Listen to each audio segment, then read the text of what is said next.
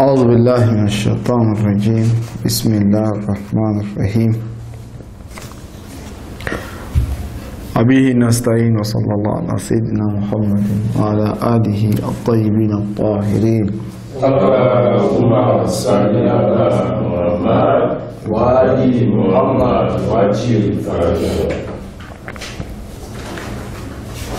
رب اشرح لي صدري ويسر لي أمري واحلل عقدة من لساني يفقه قولي. Au nom d'Allah, le tout miséricordieux, le très miséricordieux, Père et bénédiction sur le nom de ses créatures, le saint prophète Mohammed sallallahu alayhi wa sallam, sur sa sainte famille, ses vertus, compagnons, et sur ceux ou celles qui suivront sa voie jusqu'au jour de la résurrection, que Dieu nous aide, qu'il fasse de nous des maisons vertueuses, qu'il nous quitte sans cesse sur le droit chemin. Alors aujourd'hui, nous avons en fait un sujet qui est en fait un sujet de divergence, un sujet à polémique entre les chiites et les sunnites.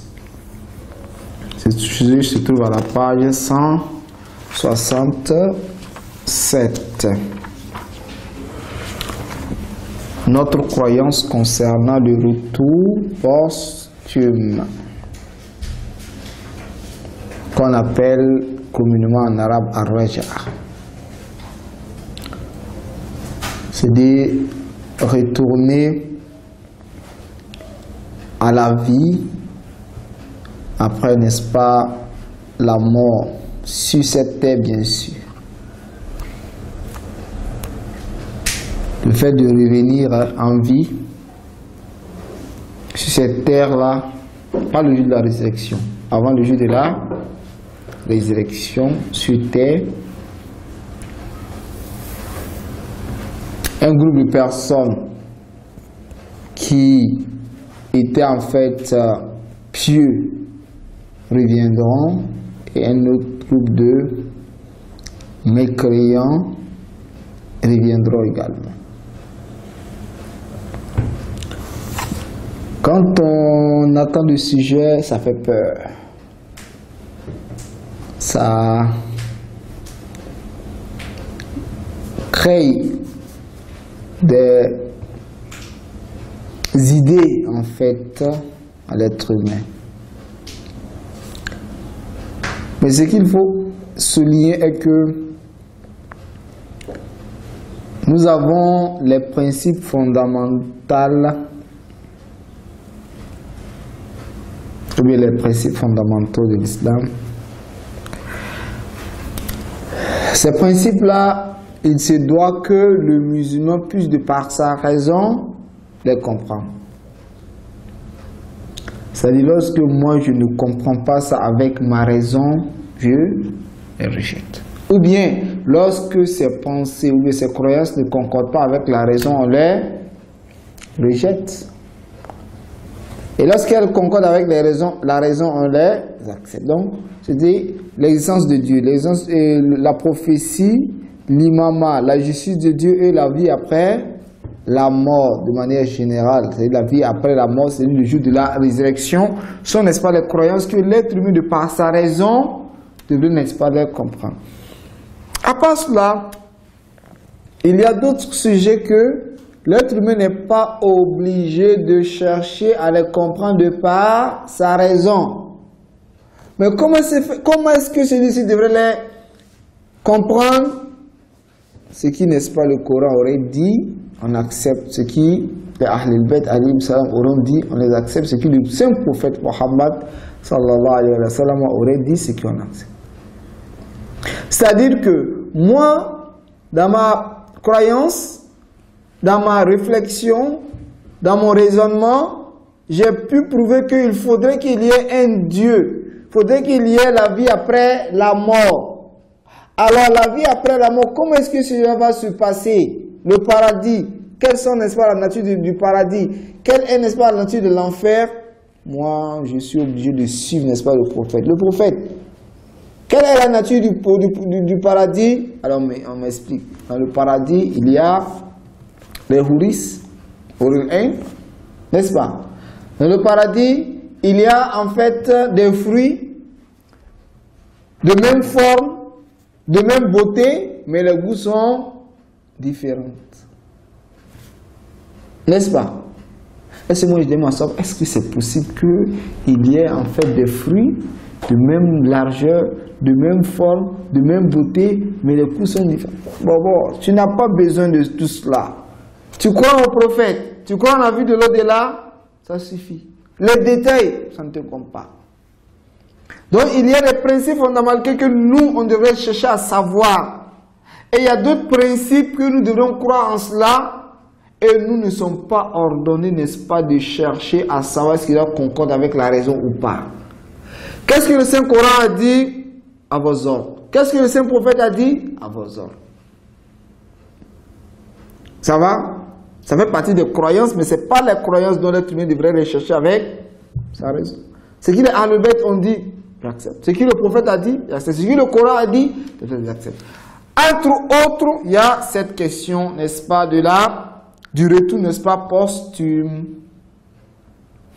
Ici, il est dit que l'une des croyances que les chiites duodécimains ont hérité des Ahlul-Bayt alayhi salam est celle du retour posthume. C'est-à-dire que Dieu ressuscitera pour un temps limité une partie des morts dans la forme qu'ils possédaient avant de mourir.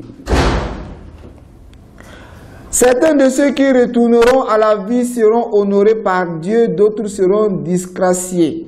Les droits de ceux parmi eux qui auraient été spoliés seront arrachés aux malfaiteurs pour leur être restitués. Cela aurait lieu après l'avènement de l'imam al-Mahdi.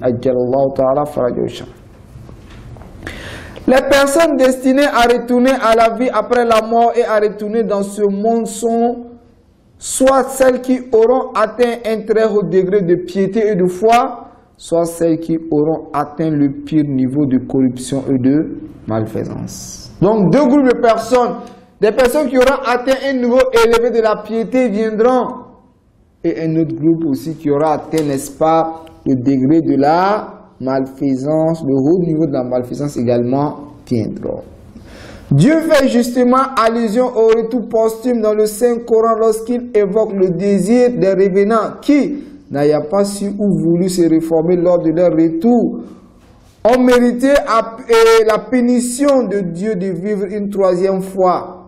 Ils, les infidèles, disent: Notre Seigneur, tu nous as fait mourir 2 fois. Hein? Tu nous as fait mourir 2 fois. Et redonner la vie 2 fois. Nous avons reconnu nos péchés. Y a-t-il un moyen d'en sortir? Tu nous as fait mourir 2 fois. Tu nous as fait vivre 2 fois. Est-ce qu'il y a-t-il un moyen d'en sortir? En effet, le Saint-Coran aussi, que les nombreux propos rapportés des guides infaillibles ont mentionné le retour posthume. La majorité des chiites imamites y croient, excepté une minorité d'entre eux qui, faisant une mauvaise interprétation des 10 versets et récits traditionnels, affirment que le retour posthume n'est que la rétroaction lors de l'avènement de l'imam al-Mahdi. C'est-à-dire quand on parle ici de Raja'a, ça veut dire quoi? Le fait de redonner, n'est-ce pas, le pouvoir au Ahlul-Bayt alayhimus salam lorsque l'imam Mahdi, n'est-ce pas, viendra. Alors, voilà en fait une croyance des chiites qu'il y a 2 groupes de personnes, ceux-là même qui se sont anéantis dans la malfaisance, et ceux-là aussi qui sont anéantis, n'est-ce pas, dans la bonne action. C'est-à-dire les personnes pieuses de haut niveau et les malfaiteurs, n'est-ce pas, de haut niveau. Vous voyez, ceux-ci viendront, n'est-ce pas, le jour de viendront, n'est-ce pas, sur terre. Alors où est-ce que ceux-ci ont eu les informations des chiites? Parce que c'est la majorité des chiites, duodécimains, isna-acharites croient, n'est-ce pas, en cela, sauf d'autres personnes qui ont interprété, n'est-ce pas, ces versets ou bien ces hadiths d'une autre manière. Sinon, la majorité des chiites sont d'accord pour cela. Alors, les sunnites ne sont pas tout à fait d'accord de cela. Ils n'acceptent pas ce genre de pensée. Alors, écoutons qu'est-ce qu'ils disent. Les sunnites considèrent la croyance en le retour posthume comme l'une des croyances non islamiques qu'ils n'hésitent pas à dénoncer. Hein?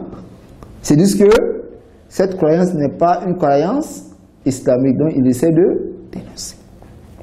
Les traditionalistes discréditaient tout rapporteur ou transmetteur de hadith qui souscrivait à cette croyance. C'est-à-dire, arrivé à un certain moment, pour qu'on puisse prendre ou accepter un hadith d'une personne, on regardait si celui-ci croyait ou avait ce genre de croyance, on n'accepte pas, n'est-ce pas, son hadith. C'est comme si tu es banni de la religion.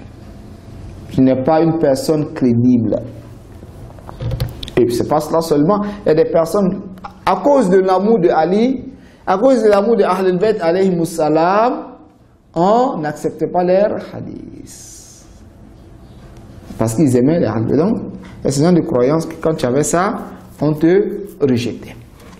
Or, il ne fait pas de doute qu'il s'agit là d'un exemple typique de la réaction exagérée et disproportionnée qui sert de prétexte aux différentes écoles juridiques de l'islam pour s'entre-dénigrer et s'entre-diffamer. Car en réalité, il n'y a pas lieu de dramatiser et de réagir avec une telle véhémence contre cette croyance qui ne froisse nullement la croyance au monothéisme ni à la prophétie, mais au contraire les confirme puisque le retour est un signe de la toute-puissance absolue de Dieu au même titre que la résurrection et le jour du jugement.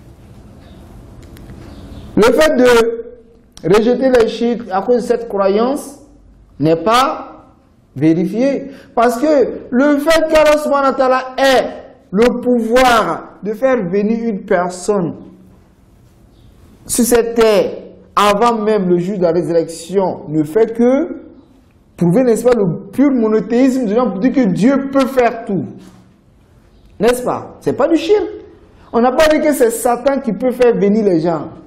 On dit que c'est Allah subhanahu wa ta'ala qui a la possibilité de le faire venir. Alors si Dieu peut le faire venir, n'est-ce pas, les gens, pourquoi est-ce qu'on les traite, n'est-ce pas, de polythéisme? Ça n'a rien de polythéisme. En fait, le retour posthume équivaut à l'un des miracles d'accomplissement et qu'accomplissait le prophète Isa. N'est-ce pas nous qui disons que Isa donnait la vie aux morts? Mais c'est le Araja, c'est le retour, c'est comme on appelle le retour posthume. N'est-ce pas? Quelqu'un qui meurt, Isa vient, il donne la vie à celui. Mais qui dit que cela est interdit ou c'est pas possible? C'est possible, c'est pas possible? C'est possible. Alors, mais comment se fait-il que le prophète Isa alayhi salam a pu faire vivre, n'est-ce pas, les gens, alors que à l'époque de ce prophète Mohammed sallallahu alayhi wa sallam, cela n'est pas possible? Pourquoi? Parce que le problème c'est quoi?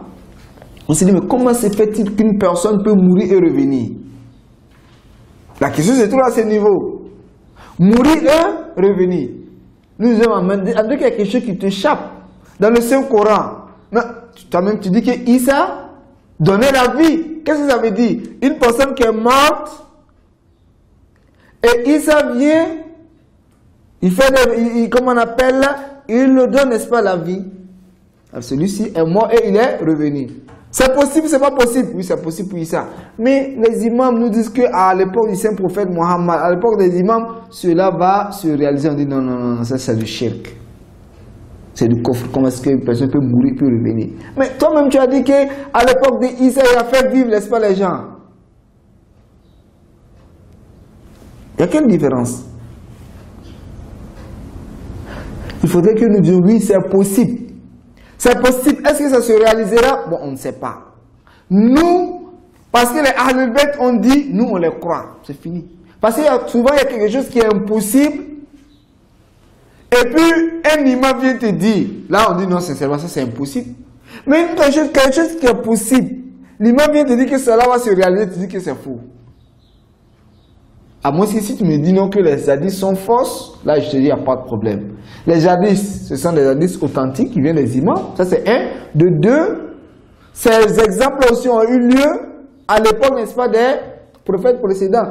Et le saint prophète Mohammed, dans un de ses hadiths, que ce soit chez les sunnites ou chez les chiites, disent que tout ce qui s'est réalisé dans l'époque des peuples qui vous ont précédé se réaliserait le même dans votre époque.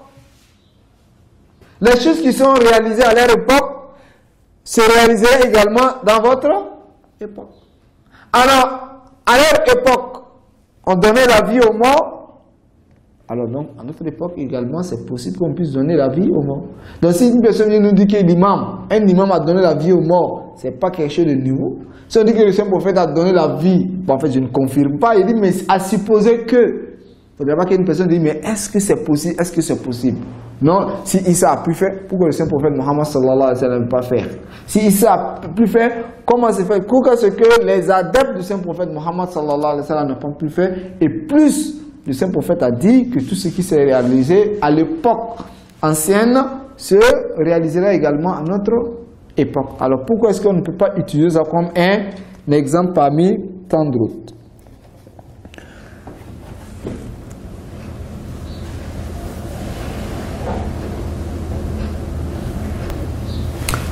Vous savez, nous avons en fait une question en islam qu'on appelle at-tanasukh. At-tanasukh. At-tanasukh, c'est quoi? C'est la transmission des âmes. Et il y a la résurrection. Nous avons la résurrection et la transmission, n'est-ce pas, des âmes. La transmission des âmes, je crois que c'est dans la méthodologie hindouisme. Ou bien, comment? La réincarnation. La réincarnation. Oui, il y a la réincarnation. Voilà, il y a la réincarnation. Et autrement dit, n'est-ce pas, la transmission, n'est-ce pas, des âmes. C'est-à-dire que une personne qui est là, qui vit, celui-ci meurt et son âme revient quelque temps après, qui serait habité par un nouveau-né. C'est-à-dire qu'ils se disent que l'âme devrait être l'âme des malfaiteurs revient. Maintenant, quand l'âme des malfaiteurs revient, elle va s'installer dans, n'est-ce pas, le corps d'un enfant. Donc l'âme serait châtiée dans le corps, jusqu'à ce qu'elle devienne, n'est-ce pas, une âme pure. Et là maintenant, elle va. Donc ici on parle de la transmission, n'est-ce pas, des âmes. At-tanasukh. Le corps est unique, mais c'est l'âme qui, c'est une personne, tu viens, tu fais 100 ans, tu décèdes, l'âme reste.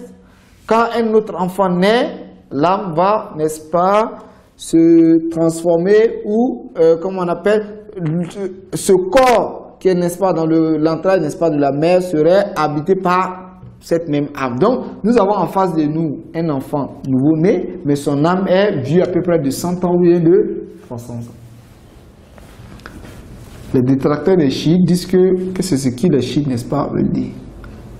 On ne parle pas de la résurrection, qu'on parle de la transmission, n'est-ce pas? Alors que la transmission des âmes est quelque chose qui est rejeté par la Ummah du saint prophète Mohammed sallallahu alayhi wa sallam.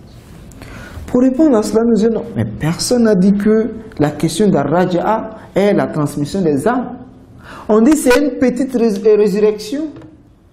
Comme de la manière Isa alayhi salam a donné, n'est-ce pas, la vie. Est-ce que quand il donnait la vie à, comment on appelle, aux personnes, c'était, n'est-ce pas, la transmission des âmes ou bien c'était la résurrection?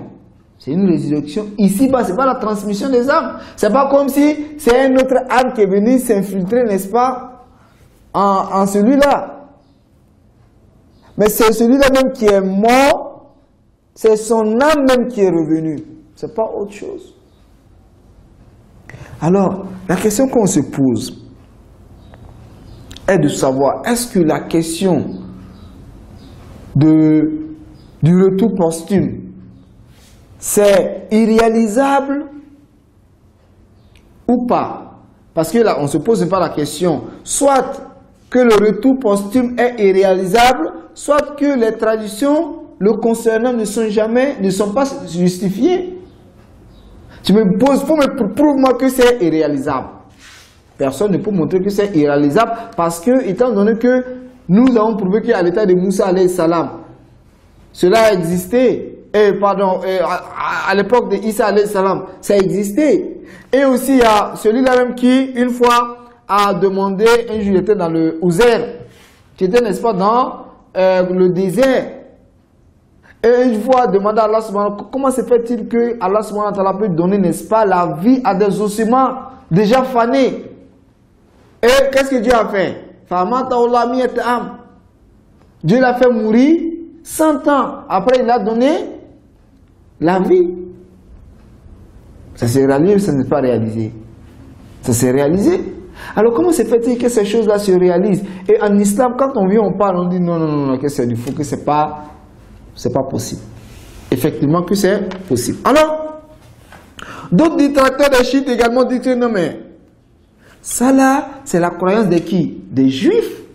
Vous avez pris ça, c'est les juifs. Nous, qu'est-ce qu'on leur répond? Nous disons que cette question n'est pas... Si réellement nous avons pris ça, c'est les juifs. Parce que, qu'est-ce que celui-ci dit? Ceux-ci disent que... Ils disent que les juifs se sont réincarnés, n'est-ce pas, en islam. C'est-à-dire la question, n'est-ce pas, les juifs sont retrouvés également à nouveau, n'est-ce pas, dans l'islam. Qu'est-ce qu'on veut dire? On veut dire que ce sont des croyances que nous avons prises à partir de qui? À partir des juifs. Nous disons, est-ce que croire à une pensée qui est en fait le retour posthume, si cela fait de nous, n'est-ce pas, des juifs, alors c'est que le Coran même est juif. Parce que le Coran aussi a mis en évidence dans plusieurs parties que les personnes qui sont mortes et revenir. N'est-ce pas? Si c'est parce que nous devons croire à cela qui fait de nous, n'est-ce pas, des juifs, alors c'est que le Coran même est juif. N'est-ce pas? Ça c'est un.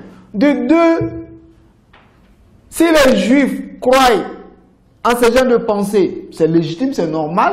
Si les chrétiens croient en ce genre de pensée, c'est légitime, c'est normal. Parce que personne n'a déjà dit que toutes les croyances se trouvant chez les chrétiens sont tout à fait fausses. Qui a dit cela? Personne. Mais on dit qu'il y a les chrétiens ou les juifs ont falsifié.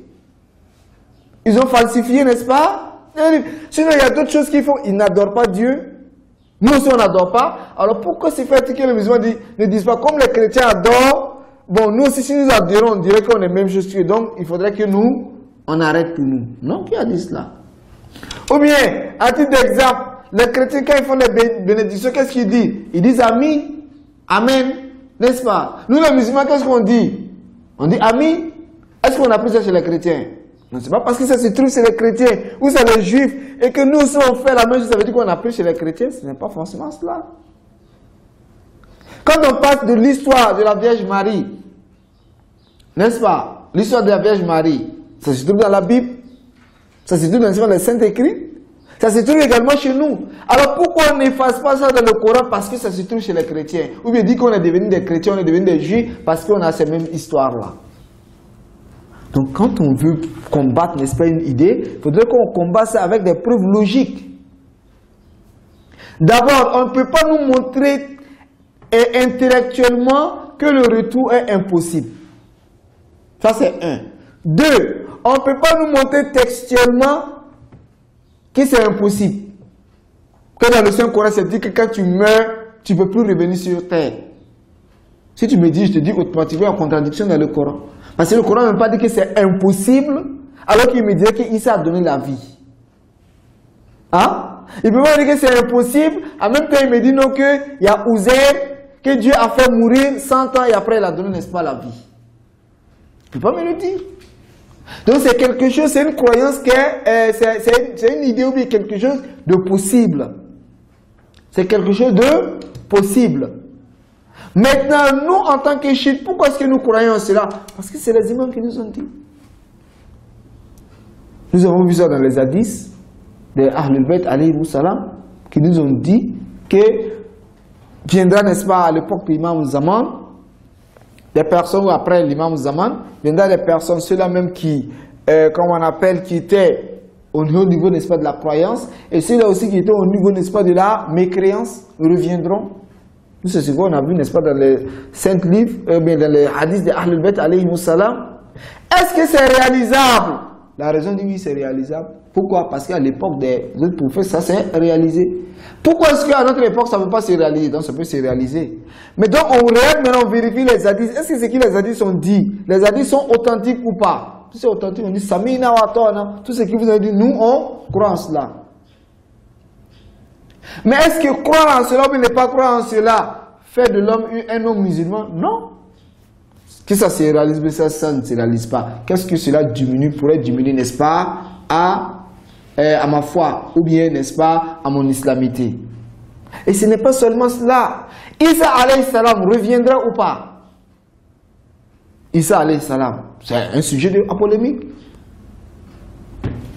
D'autres sunnites disent qu'il est déjà, il est mort, il ne reviendra pas.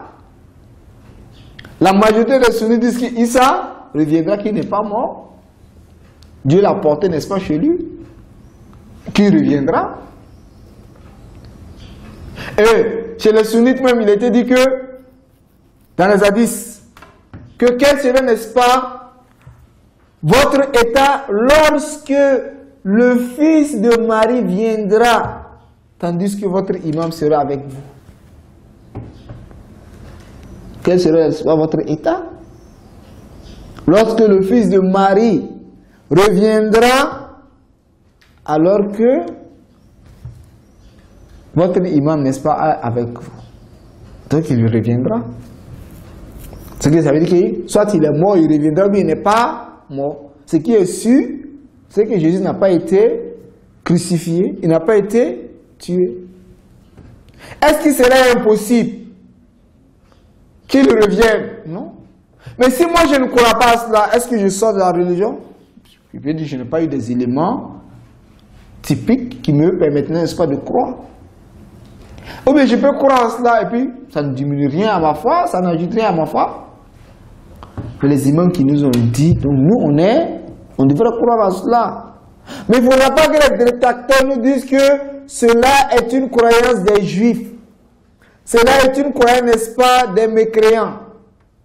Vous êtes des polythéistes, des mécréants parce que vous croyez en cela. Mais pourquoi est-ce que je devrais être mécréant en croyant à des choses qui se trouvent, n'est-ce pas, dans le Saint-Coran? Donc, bref, la croyance, n'est-ce pas, à la vie après la mort sur cette terre, qu'on pourrait estimer comme étant la petite résurrection, la possibilité intellectuelle, c'est possible. Dans les textes religieux, c'est possible. Ça, c'est un. De deux, le Saint-Prophète Mohammed sallallahu alayhi wa sallam a dit les choses qui ont eu lieu dans les époques précédentes auront également lieu à votre époque. Nous, les imams, nous ont dit qu'à un certain moment, deux groupes de personnes viendront. Les koufars, un groupe de koufars, c'est pas tout le monde, on ne peut pas dire que c'est pas tout le monde qui reviendra. Un groupe de personnes comme koufars reviendront et un groupe également de pieux également reviendront. Nous, on croit parce que c'est nos imams qui nous ont dit. Est-ce que c'est opposé à la raison? Non, ce n'est pas opposé à la raison. Parce qu'au temps de Jésus, ça a eu lieu. Uzair également, il est mort, il est ressuscité.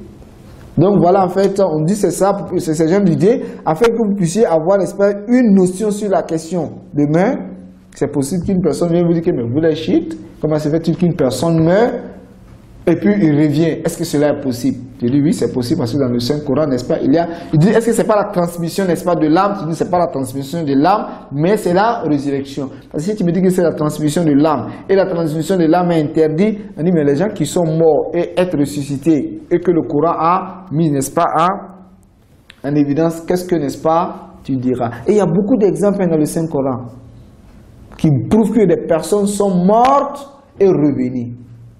Souvent même c'est un groupe de personnes qui meurent et, n'est-ce pas, on leur donne également la vie. Vous voyez? Donc tout ça, ce sont des éléments qui sont mis, n'est-ce pas, à à prendre conscience et à prendre connaissance. Assalamu alaikum wa rahmatullahi wa barakatuh. Wa alaikum salam wa rahmatullahi wa barakatuh.